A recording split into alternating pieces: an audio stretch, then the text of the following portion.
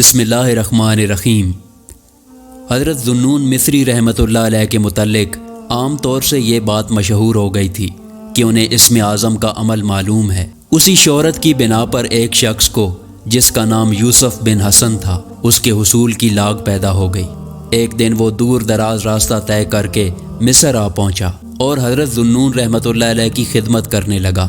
وہ کہتا ہے کہ رہتے رہتے مجھے پورا 1 سال ہو گیا تھا اور اب تک میں نے ان سے کوئی خواہش ظاہر نہیں کی تھی۔ اتفاق سے ایک بار وہ مجھے اکیلے میں مل گئے اور میں نے ان سے اپنا دلی شوق بیان کر دیا اور یہ بھی بتا دیا کہ اسی غرض سے میں آپ کے ہاں آیا ہوں اور اتنے دنوں رہتے ہوئے گزر گئے ہیں، اور بغیر کسی وجہ کے یہ شرط بھی اپنے اوپر عائد کر لی کہ اگر آپ مجھے اس کے تمام کرتب بتا دیں گے تو عمر بھر احسان مند رہنے کے علاوہ پوری دیانتداری کے ساتھ اسے کام میں لاؤں گا۔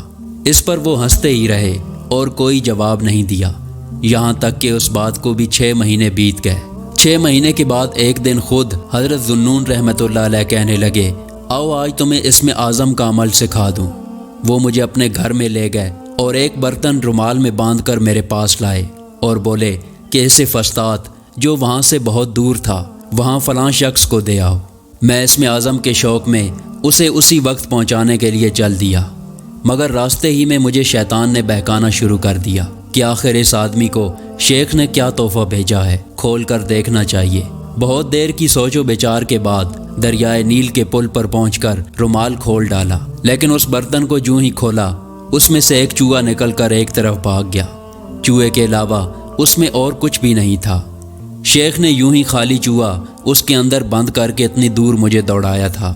شیخ کی کارروائی سے فوری طور پر مجھے بڑا غصہ آیا اور ایک دم میرا خون کھول اٹھا۔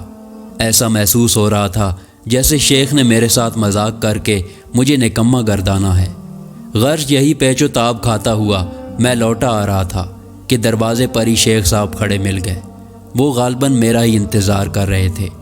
قبل اس کے کہ میں ان سے کچھ کہوں وہ الٹا مجھی پر برسنے لگے، کہنے لگے کہ میں نے ایک چوہا تمہارے سپرد کیا تھا، جب تم اسے دیانتداری اور حفاظت کے ساتھ نہیں پہنچا سکے تو اسم اعظم بھلا کیسے محفوظ رکھ سکو گے۔ یہ کہتے ہی انہوں نے مجھے خانقاہ سے باہر نکلوا دیا اور تاکید کر دی کہ آئندہ وہاں پھر گھسنے کا نام بھی نہ لوں۔